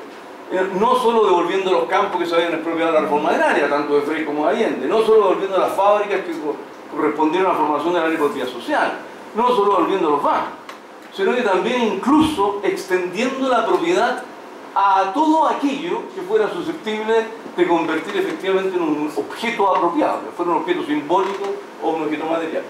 Entonces la extensión de la propiedad privada, yo diría, es una cuestión crucial, que par y paso permite entonces que se hizo la libertad y permite profundizar entonces, comillas, la competencia, y la competencia se da en esos espacios de los mercados, que son el fundamento, según nos contaba el compañero, efectivamente, del neoliberalismo como el sustrato que tiene, el sustrato principal que afirma todo. En paralelo a eso de la propiedad, surge necesariamente algo así, una expresión superlativa, o una expresión más aguda de lo que sería la escasez. Pero fíjense que no es una escasez producto de que hay una suerte de hiperpoblación que agota los medios físicos y biológicos de la biomasa o de la tierra. No estamos hablando de una suerte de escasez malthusiana, por decirlo de alguna manera, sino que estamos hablando de una escasez que ya Marx la había reflejado, y creo que lo conversábamos hace poco con Reinaldo, que era la idea, cuando Marx empieza a estudiar economía política, tiene que ver fundamentalmente con una experiencia que hay, que son la recolección de madera en Silesia, ¿okay? En los bosques. De hecho hay un video que salió que se llama Jungen Karl Marx, el joven Marx, que va entre el 44 y el 48, y la primera escena son los campesinos corriendo por los bosques, mientras vienen los guardias a evitar que saquen leña acá. Y la leña era simplemente espacio de los bienes comunes. Para tomar la idea de Harvey, por así decirlo, que hay una desposesión. El bosque ya no es posesión, de comillas, del común, sino es composición del titular, y el titular es un propietario. Por lo tanto, al hecho de fundarse la propiedad privada, en ese mismo acto se funda la escasez. La escasez para quien no es propietario. Por lo tanto, la relación social es una relación, la relación de propiedad privada es una relación social, digamos. El propietario priva al que no es propietario de la... Se genera entonces la escasez. Entonces, cuando yo introduzco, cambio los derechos por propiedad, o los derechos comunes por derechos de propiedad privada, entonces, bueno, ¿cómo se hace caso? Y si ese caso se transa, porque hay titulares propietarios, si se transa y intercambio, se intercambia entre sujetos libres en los mercados, institución por antonomasia en neoliberalismo. Ergo, la escasez es casi un derivado, por así decirlo, es el reflejo especular, como diríamos, efectivamente, de la propiedad. La extensión de la propiedad no es sino la extensión, efectivamente, de la escasez y de todo el conjunto de instituciones que esto implica. Y tercero, hay una relación también con la idea de la racionalidad, porque yo cuando intervengo en un mercado para ser eficiente en esas relaciones sociales que el compañero Carcañón nos plantea, tengo que actuar de algún modo. Las relaciones sociales no son solo un espacio donde tengo interacciones o tengo conexiones con otros, sino que las relaciones sociales, en este caso particular, supone cierta expertise, cierta pericia, ciertas reglas, ciertas normas en las cuales efectivamente se puede realizar la interconexión. No es una interconexión espontánea, es una interconexión que se transforma en imperativo, uso del dinero, por ejemplo, reconocimiento de los contratos, qué sé yo, un cierto espacio de regateo, si es que hay competencia, comilla, atomística, o imposición de precios, si hay algún tipo de competencia no perfecta, en fin. El respeto de la propiedad. Yo no puedo llegar a un mercado a robar. Llego a un mercado, comillas, formalmente, desde el punto de vista del derecho liberal burgués, digo simplemente intercambiar títulos de propiedad. El título de propiedad del dinero que tengo por el título de propiedad de esa bebida que tiene otro. Hago el cambio, por lo tanto hay un cambio de título de propiedad. De tal manera que la racionalidad de esto implica la adopción de ciertas normas. Y eso también constituye, por decirlo de alguna manera, una cierta subjetividad, un cierto respeto a ese orden. Y que se acompaña con la idea de que hay que ser racional en un sentido de saber combinar adecuadamente los recursos, porque tenemos mucha necesidad y hay escasez. Entonces, si yo vivo en un mundo de escasez, tengo que ser racional en el sentido, digamos así, capitalista del término. Si yo extiendo en consecuencia las relaciones de propiedad a todas las relaciones, en todas las relaciones de escasez, hasta en el afecto, y por lo tanto tengo que ser racional también para los afectos. Gary Becker, un economista, ¿no es cierto?, neoliberal, discípulo de von Hayek, von Mises, en fin, gana el premio Nobel a partir de estudios como la economía del matrimonio, la economía, ¿no es cierto?, del comportamiento, ¿no es cierto?, de las mujeres. ¿Okay? De tal manera que la escasez se extiende a partir de esas relaciones de propiedad y esa racionalidad del interés. Si esto fuera así, entonces uno podría tratar de sugerir esta idea. La idea en realidad es que el neoliberalismo es algo más que un proyecto económico, es un intento de refundación de la sociedad en todos sus términos y las categorías principales que hay, por así decirlo en términos más bien, así como lo he dicho, son la idea de las instituciones de la propiedad, el derivado de la escasez y sus consecuencias, y la idea de una conducta o un algoritmo o un procedimiento de comportamiento que se transforma en lo común, en el sentido común, la idea de la racionalidad. Ese es como el neoliberalismo, ¿okay? Mirado desde ese punto de vista. Obviamente todo esto puede ser muy bien sintetizado simplemente en ese famoso grafiquito de la cruz de Marshall entre una oferta y una demanda, digamos. Cuando yo hago una oferta para arriba y una demanda abajo, coloco un eje de precio, un eje de cantidad, estoy sintetizando todo eso. Porque los oferentes son sujetos racionales, son propietarios de lo que ofrecen, ¿okay?, e interactúan libremente. Y de la misma manera los demandantes son sujetos racionales, ¿okay?, son propietarios de su dinero con el cual compran y son libres porque deciden comprar lo que quieran. Por lo tanto, en ese gráfico en realidad se sintetiza la propiedad, la racionalidad, la escasez y la racionalidad. Los bienes tienen precio, no hay oferta y demanda de bienes libres, digamos. Hay oferta y demanda de bienes escasos, que tienen precio. ¿Okay? Por lo tanto, está sintetizado ahí. Lo que pasa es que esa síntesis es un velo, esconde las relaciones sociales. Eso es lo que sucede, no sé cómo le llamamos microeconomía o estructura de la economía. Por lo tanto, podríamos decir, ese es el neoliberalismo, ¿vale? Y se sintetiza en los mercados. Primer punto. El segundo punto, muy rapidito, sería, bueno, ¿qué implicancias tendría esto para el caso chileno o para algunos casos? Un poco tratando de hacer la distinción tal vez con el caso de Brasil. Creo que hay un elemento que tiene que ver con que voy a decir así, la ganancia del capital, pensémoslo como ingresos del capital, podrían eventualmente tener dos fuentes, digamos. Una fuente, y que está dicho por lo que dice el compañero del Cañolo, es una fuente de la explotación de la fuerza de trabajo. Se le pague el valor a la fuerza de trabajo o se le superexplote pagándole por bajo el valor. ¿Ok? Lo importante en realidad es que la fuerza de trabajo genera un valor, genera una masa expresada en dinero, para hacerlo más fácil, ¿no es cierto? Y por lo tanto esa masa de producción se le paga menos. O dicho de otra manera, se le podría hacer al trabajador, dígame usted cuánto cobra, ok, me cobra 1 millón, bueno, ok, le pago 1 millón. Y en la jornada de trabajo sí, prodúzcame más que 1 millón, digamos, es el negocio. Por lo tanto, todo lo que exceda el valor de la fuerza de trabajo que es 1 millón sería la plusvalía sacada por condición de explotación normal. Si fuera menos de 1 millón lo que se le pagara, sería superexplotación. Lo importante es que ahí hay un flujo que recibe el capital, como el capital agregado, por así decirlo, que sería todo aquel valor producido por arriba de la masa de salario que se le pagó a la fuerza de trabajo en el campo productivo. Sin embargo, cuando se habla de la teoría de la dependencia, se dice en realidad, mire, resulta que hay un flujo de valor que se produce aquí que sale hacia afuera. Por lo tanto, ese flujo de valor que sale hacia afuera significa que hay otro gran capital que está acá, que recibe un ingreso producto de la plusvalía sacada de sus trabajadores, más comillas un ingreso que es plusvalía de los trabajadores que no explota directamente, que son explotados por otros capitales. Por lo tanto, el ingreso de este capital se compone de plusvalía directa más lo que podríamos llamar plusvalía transferida. ¿Ok? También uno podría decir, podría ser perfectamente, de que hay bienes, como se dice, que tienen precio pero no tienen valor. Y por lo tanto, cuando la economía se incorpora a la producción, centrada en lo que se conoce hoy día como extractivismo, los recursos naturales que no han sido producidos. Agua andina, ¿qué nos cobra? Nos cobra el transporte del agua y el cuidado del agua, también nos está cobrando el agua. Si nos cobrara el agua, está cobrando algo que Andina no produce. Andina lo que produce es la transmisión del agua, el cuidado de la sanidad del agua, pero no produce el agua. Si nos cobra por costos más arriba de los costos de transmisión y los costos de producción de sanidad del agua, es que nos está cobrando algo que no produjo. El agua la produjo Dios. ¿Okay? Y si la produjo Dios, entonces le paguen a Él. Y Dios, como es bueno, no la está cobrando. Por lo tanto, Andina está cobrando algo, comillas, que ni se lo paga a Dios, no se lo transfiere a Dios. No hay intercambio desigual o transferencia de valor hacia Dios. ¿Ok? Lo digo, Dios podría ser el tiempo de la iglesia. Piensan así. ¿Ah? Bueno, ok. Pero tampoco, lo que quiero decir es que está generando una ganancia y nos está cobrando a nosotros. Entonces uno podría decir, el ingreso del capital podría estarse componiendo de 3 componentes, por así decirlo. Uno, de la plusvalía directamente extraída a los trabajadores que exploto directamente. 2, la plusvalía transferida de otros lugares, otros valores transferidos de otros lugares porque hay una explotación indirecta a otros trabajadores.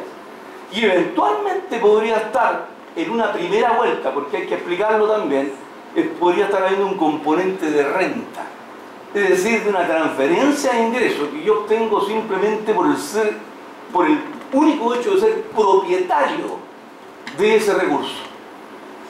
Ese señor feudal o ese aristócrata que es dueño de los bosques en Silesia y que coloca un ejército a perseguir a aquellos pobladores o campesinos que sacan la leña porque les quiere vender la leña, entonces está obteniendo una renta que no es de explotación de los campesinos. Ese ingreso de ese aristócrata no es explotar directamente a los campesinos de su tierra, es simplemente por el hecho de haber apropiado, ¿okay?, de los bosques, haberse apropiado de la leña y exigir en consecuencia un ingreso. Que el campesino se autoexplote, que sea explotado por otro, etc. Ese es otro problema. Pero la renta inmediata, este ingreso inmediato, aparece como renta. ¿Okay? Si esto es así, entonces, uno podría pensar que la fase del neoliberalismo chileno, la primera fase fundacional, que fue sobre todo sobre la base de una superexplotación del mercado del trabajo, porque los salarios bajaron por así decirlo, significativamente por el valor que la lucha de clase había establecido para el valor de la fuerza de trabajo. ¿Okay? Significó entonces que la posibilidad de crecimiento a partir del 77, 78, sobre todo el 79, se fundó en la idea de reponer el orden para y paso a la generación de un excedente o una plusvalía producto de esta, comillas, superexplotación del trabajo en Chile. Sin embargo, después comienza otro proceso. El otro proceso tiene que ver fundamentalmente, yo diría, con la devolución o la reprivatización de aquello que había sido socializado. Las empresas, transporte, telecomunicaciones, empresas sanitarias, no sé, sanitarias son un poco posteriores, pero hay ahí efectivamente, por decirlo de alguna manera, una reprivatización. Por lo tanto, hay fuentes de medios de producción que son transferidos, riqueza que son transferidos al capital. Y después la tercera fase, que parte fundamentalmente en los 90, el gran ciclo, por decirlo de alguna manera, los commodities, voy a colocar el caso del cobre, significa que las empresas del cobre, donde Codelco no había invertido, y se abre la inversión en un gran ciclo de 5, 6 u 8 años a las empresas privadas de cobre, fundamentalmente capitales transnacionales, la parte del ingreso que reciben como ganancia está constituido fundamentalmente, se dice por lo menos un tercio, de pura renta. Es decir, los tipos sacan la tierra y venden la tierra. El costo de sacar la tierra, porque ni siquiera la refina, de moler la tierra, de embarcar la tierra, etc., es un costo que no explica, ¿ok?, ni siquiera un 10% del precio que reciben. ¿Ok? Esa diferencia estaría entonces que están vendiendo la tierra, porque esa tierra no se produce, como el petróleo no se produce humanamente, es simplemente un resultado de la actividad geológica y de la historia geológica. ¿Ok?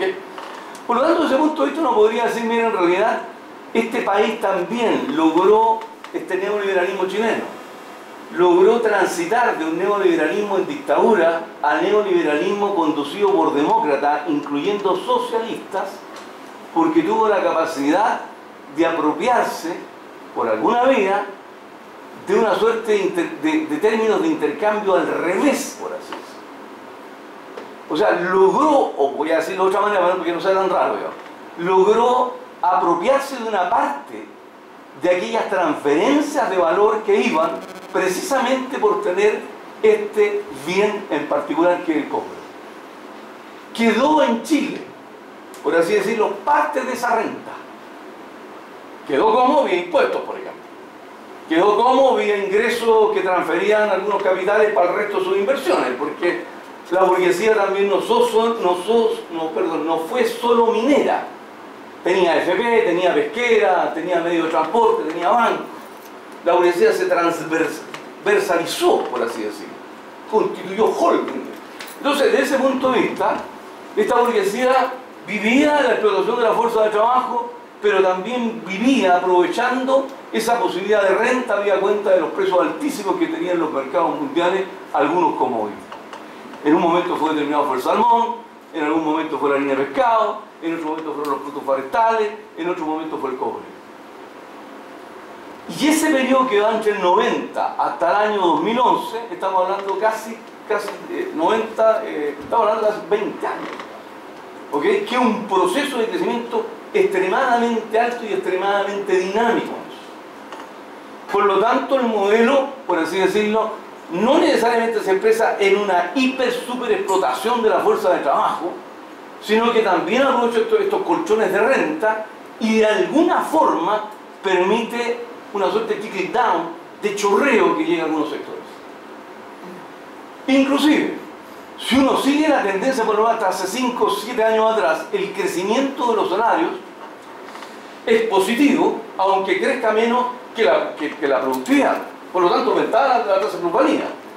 Pero no era una explotación de pauperización absoluta, sino que era más bien dicho, como lo plantea la cuarta característica que plantea el compañero de la dependencia, es más bien una suerte de pauperación relativa. Lo que hay aquí es una suerte de crecimiento con profundización de la desigualdad. Por lo tanto, los ingresos absolutos, los salarios absolutos aumentan. Hay grandes masas que se incorporan. Hay el surgimiento de una clase media diferente, No es la clase media ilustrada, ¿no es cierto?, de los profesores, o de los funcionarios públicos, los ingenieros, abogados, o las profesiones liberales en los años 40 o 50. No, son los aspiracionales. Es el primero de la familia, como lo refleja bien ese film, ¿no es cierto?, que el primer chico de su familia va a la universidad. Es el surgimiento de la gente que va a los FT, a los institutos profesionales, a la universidad, etc. Por lo tanto, hay, por así decirlo, una dinámica que es un poco diferente a la idea de esa sobreexplotación en términos de vaporización absoluta. Hay vaporización relativa, hay concentración del ingreso, hay aumento de la desigualdad, pero también hay crecimiento de los ingresos absolutos de incorporación a la masa de mercado. Agréguese además de que la tendencia general de los precios, de lo que podríamos llamar algunos bienes tecnológicos, como los teléfonos celulares, como los computadores, como los juegos electrónicos, como los equipos de música, en realidad, estructuralmente los índices de precios muestran que bajan sistemáticamente, en pocos años. ¿Para qué decir los productos del cuero y del calzado, los productos textiles? Desapareció la industria textil en Chile, desapareció la industria del cuero y del calzado y es pura producción china. Por lo tanto, lo que estamos nosotros en este proceso de crecimiento de los salarios se está realizando con valor generado en otros lugares del mundo, por decirlo de alguna manera. ¿Okay? Para cerrarlo, para decir que esto no es invento del aire. Aunque el tipo cobre más de cobre, el ingreso finalmente es plusvalía de algún lugar. Por supuesto que hace. Pero lo que quiero decir es que se genera esa posibilidad de integración o de cooptación cultural, económica a Chile, de los trabajadores chilenos. Resumo esta idea.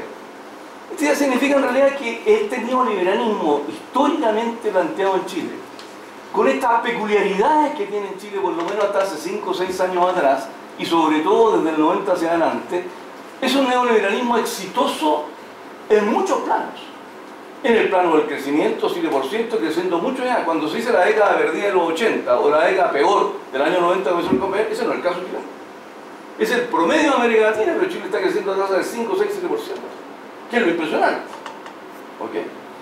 Esa década, entonces, los años 90 y posteriormente, genera esa peculiaridad de crecimiento con desigualdad, pero un crecimiento con integración, con participación del mercado, con amplitud de los mercados. Por lo tanto, podríamos decir entonces, mire, esa es la característica histórica de este capitalismo. Y el punto 3, solo para mantener. Eso que aparece bueno en la lógica del Lavín, del cosismo de Lavín, en fin, de la derecha, el discurso, ¿no es cierto?, de este rector de la universidad, no sé cómo se llama, la UDP, que dice que en realidad hay una clase emergente que no reclama, que su malestar se explica porque quiere acceder a más bienes, en fin, ¿cómo se llama? No me acuerdo, Peña, etc. Eso que está ahí no es una afirmación del todo loca. No. Uno podría inclusive pensar en realidad es que el neoliberalismo también ha reproducido, así como el capital no solo explota al trabajador, sino que también produce el trabajador que necesita explotar. Porque ese trabajador llega al otro día tempranito a trabajar. ¿Okay? También el neoliberalismo, en la medida en que, comillas, o este momento del capital expande la intervención del capital de la producción a la distribución, a la circulación y al consumo, y el capital también opera en la esfera del consumo, entonces, bueno, disciplina, genera subjetividad, incorpora, genera una cultura, efectivamente. Desde ese punto de vista, entonces uno podría estar pensando en realidad, claro, este capitalismo maduro, que tiene baja renta en este instante, que tiene dificultades para rentabilizar el capital, que ha perdido su fuerza dinámica, pero siempre, como se dice, hay una diferencia entre la estructura y la subjetividad. Puede que la estructura esté siendo empatada, amorcillada, teniendo tranca, pero la subjetividad sigue como si no se diera cuenta de estas condiciones estructurales. Y tenemos hoy día al país, a las grandes masas, totalmente convencida o muy convencida de que el modelo correcto es este modelo neoliberal. Dicho de otra manera, sería una población que, comillas, cuya subjetividad, y voy a tomar las palabras de Peña acá, pueden expresar un malestar, como puedo participar en una marcha por no más AFP, sin embargo estoy reclamando por la baja pensión, pero no quiero que, comillas, me quiten mi fondo para un sistema de reparto. No quiero, comillas, que se elimine la selección en los colegios, porque yo quiero que mi cabro chico tenga su uniforme, esa faldita, y que sea más barato y sea subsidiado, pero no me mezclen con el populacho. ¿Ok? No voy a organizar el sindicato porque yo soy algo así como clase media, esa cosa es para los trabajadores de casco y overol, puedo decir. O sea, lo que quiero decir en realidad es que este neoliberalismo también, como tercer punto, ha tenido un efecto que es muy importante plantearlo, Reinaldo, ha tenido un efecto, que imagino que lo podemos discutir después, un efecto en la construcción de subjetividad. También hay un sujeto neoliberal, porque hay una subjetividad neoliberal. Y ahora hay una cultura del neoliberalismo que está reproduciéndose. Y el sistema, cuando logra esos triunfos, significa que puede reproducirse orgánicamente. Es un sistema que produce su supuesto, su condición de existencia, la produce. Por lo tanto, tiene un nivel de legitimidad, un nivel de capacidad de licuar los conflictos, una posibilidad de diluir inclusive la política, que es muy importante. Y creo que eso en realidad le da una cierta singularidad a este neoliberalismo chileno respecto a los otros contrarrevoluciones neoliberales. Porque en Brasil son tardías, son de los años 80. En Venezuela no partió, en Argentina partieron con Menem en los años 90. En cambio, esta partió en los años 70. ¿No? O sea, es bastante más larga, tiene una larga trayectoria. Se da el lujo de tener un neoliberalismo, claro. Allá el neoliberalismo lo administra Lula, digamos. Pero acá lo administra un socialista que había sido perseguido por la propia dictadura fundante de esta cosa, que era peor, por decirlo de alguna manera. ¿Ah? Entonces, coloco ese acento porque creo que tiene implicancia, que es lo que me interesa a mí y también al Reinaldo, para la discusión sobre la política. ¿Ok? O sea, las alternativas políticas, inclusive para interpretar la coyuntura o los resultados de la coyuntura electoral que hace poco hemos vivido. ¿Ok? Me quedo.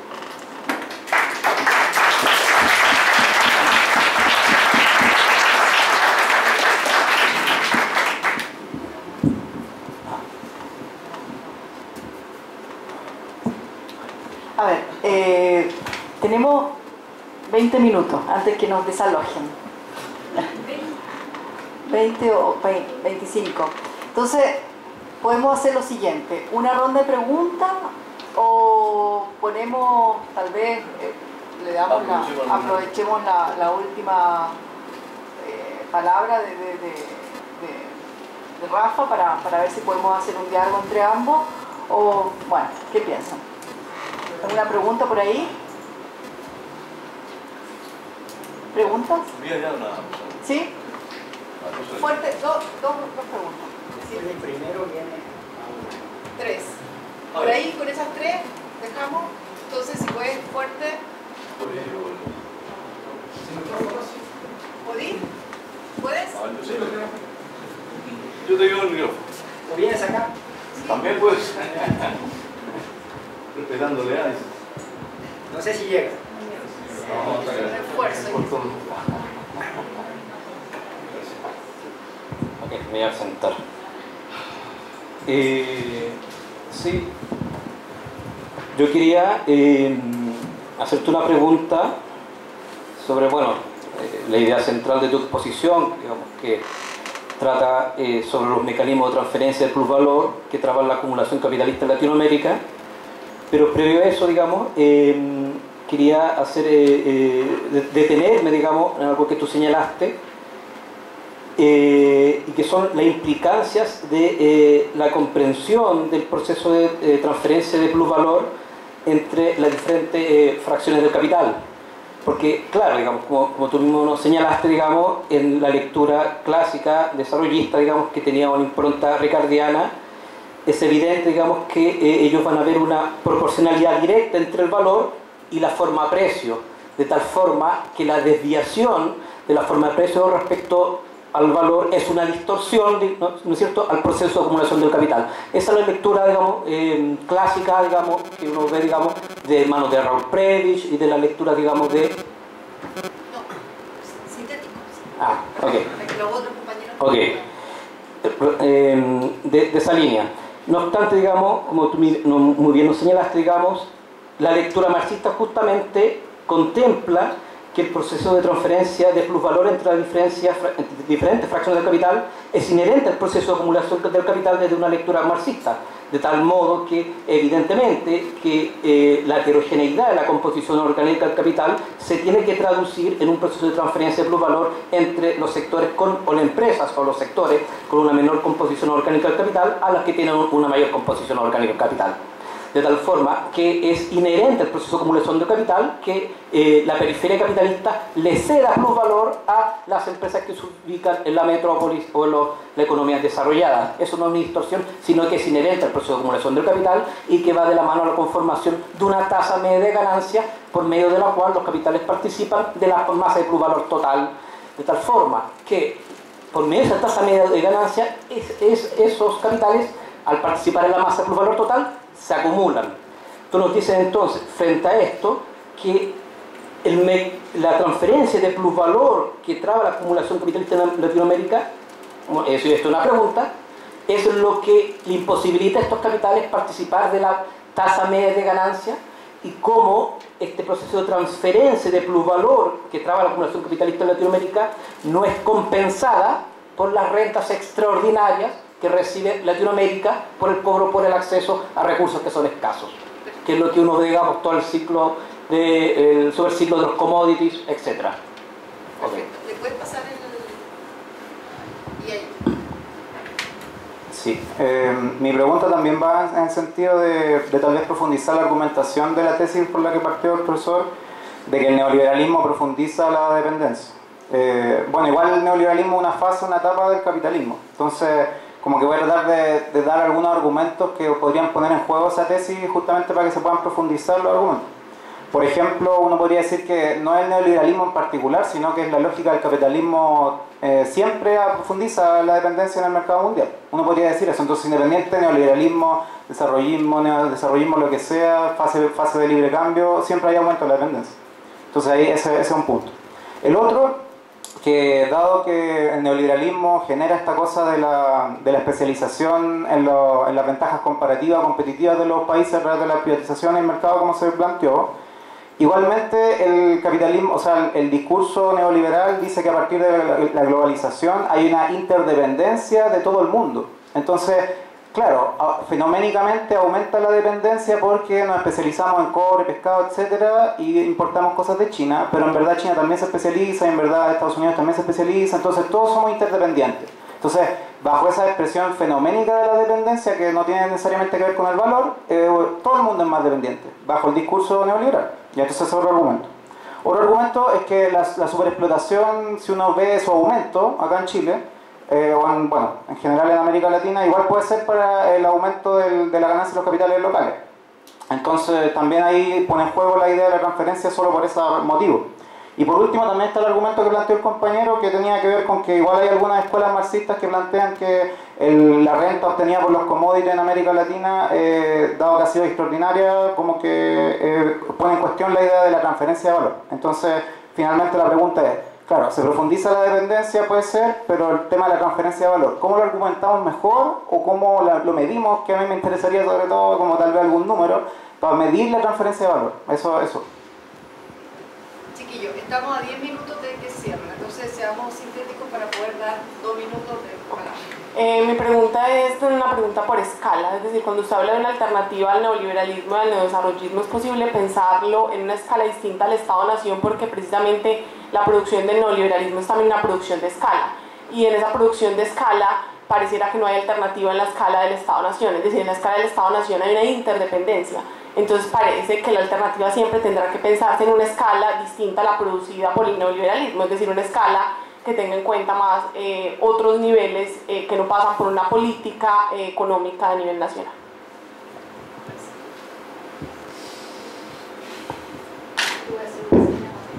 Imposible en 2 minutos. Bueno, hacerlo de manera, decimos en Brasil, taquigráfica, es lo que se puede hacer. Yo estoy de acuerdo con Rafael. Uno no tiene tiempo de trabajar todo, pero yo creo que la mayor victoria del neoliberalismo en los tiempos que vivimos es acá. Estoy de acuerdo integralmente contigo en la subjetividad, en la racionalidad, incluso dentro de individuos, clases, franjas de clases que se proponen otra cosa.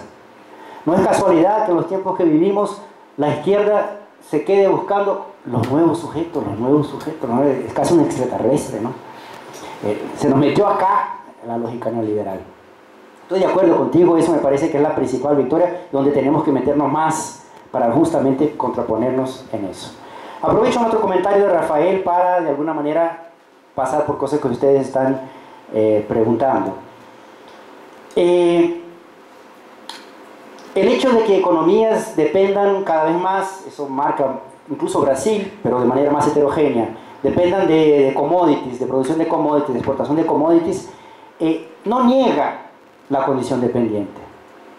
Al revés, la confirma. Por una cuestión muy simple. ¿Saben ustedes dónde se determinan los precios de las commodities? En la Bolsa de Futuro de Chicago. No es en Santiago, no es en São Paulo, no es en Asunción, es en la Bolsa de Futuro de Chicago, por el comportamiento de los capitales ficticios allá.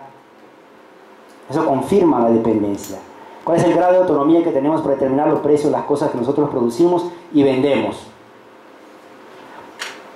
Y se hacen cosas, la OPEP, con el petróleo y los arreglos, pero los precios se determinan en los mercados futuros de Chicago. Por lo tanto, se confirma la dependencia, aumentó la dependencia. Al revés. Aprovechando eso, de nuevo, la coyuntura es importante, pero es coyuntura. Yo no tengo ningún problema en interpretar de alguna manera el periodo 2002-2007 como una atenuación o algo así que se pueda en el término de transferencia de valor, porque de hecho si los precios de la commodity suben mucho, cuando uno hace la compensación puede ser que coyunturalmente nos venga más de que nos salga, puede ser. Mi punto es, ¿eso es estructural? Si fuera, nosotros tendríamos algún margen de maniobra al determinar esos precios. No lo tenemos. En el tema también de la renta de la tierra, a veces se confunde porque se utiliza la teoría marxista de Marx, la renta de la tierra, pero lo que Marx ahí retrocede en ese nivel, en esa sección del tomo 3, vuelve a los precios de producción. No porque esté equivocado, no, ya sé cómo funcionan los precios de mercado en torno a los precios de producción, pero voy a volver a los precios de producción para poner de pie de que la discusión de la renta de la tierra se puede hacer en ese nivel de abstracción, porque estaba haciéndolo de manera crítica a Ricardo, como siempre. Pero desde el punto de vista concreto, el tema es la renta de la tierra, en lo concreto, en el nivel más aparente, además de la determinación por el precio de producción, depende del precio de mercado. Y volví, el precio de mercado de las commodities es determinado hoy día en la Bolsa de Futuro de Chicago.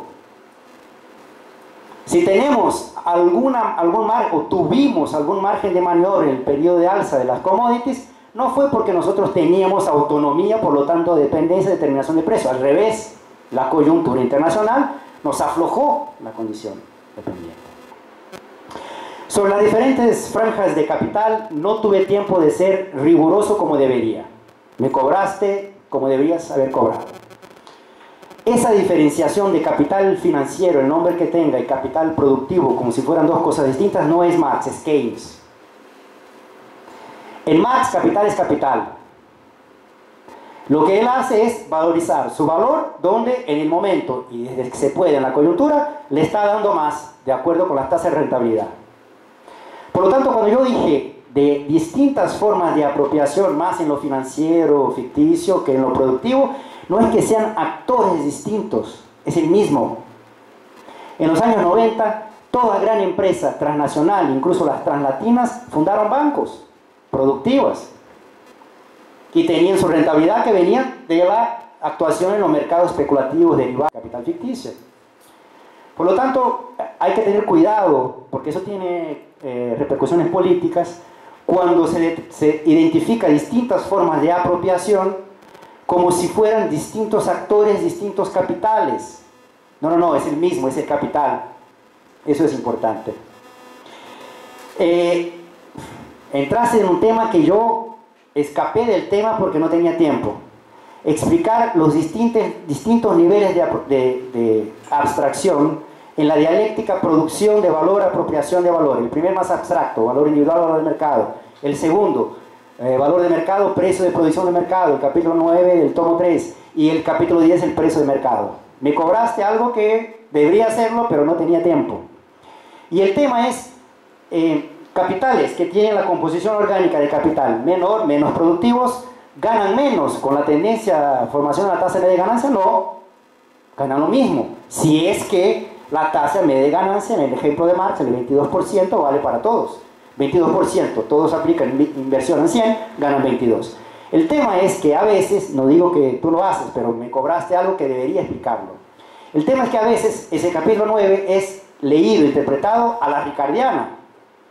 Cuando Marx está diciendo que hay una tendencia a la formación de una tasa media de ganancia, no quiere decir que todos los capitales ganan la misma cosa. Y tampoco quiere decir que la tasa media de ganancia sea un punto de atracción y de equilibrio de la economía. Eso es Ricardo, no, Ricardo no. Eso es neo-ricardianos. Seamos justos. Lo que Marx está diciendo es, y eso es simple de explicar y rápido, en estadística, la categoría, el concepto de media, así se dice, promedio, solo hace sentido cuando la variancia es diferente de cero. Porque si todos son iguales al promedio, ¿cuál es el sentido del promedio? No hay. Lo que Marx está diciendo en el capítulo 9 es que la tendencia a la formación de una tasa media de ganancia no quiere decir que todos van a ganar lo mismo, al revés. Quiere decir que capitales van a ganar tasas distintas. No se olviden que las 5 esferas o departamentos de producción son lo socialmente determinado para producir una mercadería específica que puede ser que ni exista en el real concreto individual particular. Es el promedio de aquella producción. Y lo que está en cada uno de esos sectores son capitales completamente distintos unos de otros, con distintas composiciones orgánicas de capital, con distintos montos de inversión, y si estamos en lo real concreto, Marx allá estaba en un nivel de abstracción elevado, con distintas tasas de plusvalía, Marx las trabaja como si fueran iguales, con distintas jornadas laborales, con distintas determinaciones de ingresos, de salarios, de intensidad de trabajo, de rotación del capital. El problema es que en el debate, y por eso que es difícil medir las cosas, a veces dentro del marxismo se salta muy rápido de lo que está allá en un nivel de abstracción elevado para medirlo. Eso es ser antimarxista. Hay que tener cuidado con las categorías de intermediarias. Es lo que te puedo decir en, bueno, un minuto. A ver. Así que cómo medirlo, después si quieres te comento, hay intentos, todos con problemas, todos con problemas. Vas a estar el miércoles, bueno, ahí tendremos tiempo de hacer las cosas. Lo del Estado, ¿dónde está la compañera? Ahí. Habría que matizar varias cosas. Lo que yo te digo es lo siguiente. Primero, eso me permite diferenciarme de la teoría weberiana de la dependencia. Porque a veces los propios marxistas se confunden. No existe una dependencia cuando hablas de la interdependencia, una explotación de un país por otro país. La categoría clave de análisis no es el Estado Nacional, eso es Weber. La categoría clave en Marx es el capital como el valor valorizado que se apropia en función de la apropiación de que lo fue producido por la fuerza de trabajo, más allá de lo que cuesta, del valor de la fuerza de trabajo. Entonces es el capital. Y ojo con lo de Estado Nacional, por ejemplo, capitales en Brasil durante algún tiempo replicaron los mecanismos de transferencia de valor, que el nombre es horrible, hablamos de eso después el jueves si quieres, o tendremos que hablar, desde Brasil con otras economías en la región. Pero ojo, no era capital brasileño. No quiere decir que Brasil ganó autonomía, porque capitales ahí están se apropiando de algo que puede incluso darle algo de cállate a los trabajadores brasileños. Lo importante es que es capital desde Brasil que está haciendo eso. Ojo, que lo haga desde Brasil no quiere decir que sea brasileño. Puede ser que los mecanismos de transferencia de valor suben de una parte y lo transmitan de otra forma para allá. Y termino con lo siguiente, que es importante lo que planteas, en las alternativas. En todas ellas, en la neodesarrollista, en la política económica, en la antineoliberal, para romper con las reformas estructurales, incluso en la socialista, además de no ser un etapismo, la pelea no es solo nacional, no es solo regional, no es solo local, es una articulación dialéctica entre las tres. ¿Qué quiere decir eso? Que si te quedas, no ves lo restante, si te quedas peleando contra eso en lo local, te vas a morir. Necesitas acumular fuerzas, no solo desde el punto de vista nacional, pero también regional. Regional desde el punto de vista de América Latina, Sudamérica, lo que ustedes quieran. Fíjense, una cosa es una estrategia de desarrollo alternativa que la planteé desde Brasil. Tiene un mercado interno, más o menos, puede sobrevivir algún tiempo, peleándose con los de afuera, de una dinámica. Paraguay no tiene esa alternativa. No tiene un mercado interno que le garantice un tiempo para poder. Pero sí, varios, Brasil, Paraguay, Chile, Uruguay, Argentina, Venezuela, Bolivia, Ecuador, sí, soy utópico, puede ser. Se plantea una alternativa al neoliberalismo como esa, es distinto desde el punto de vista incluso político internacional. Por lo tanto, la pelea no es solo nacional, no es solo local, no es solo regional.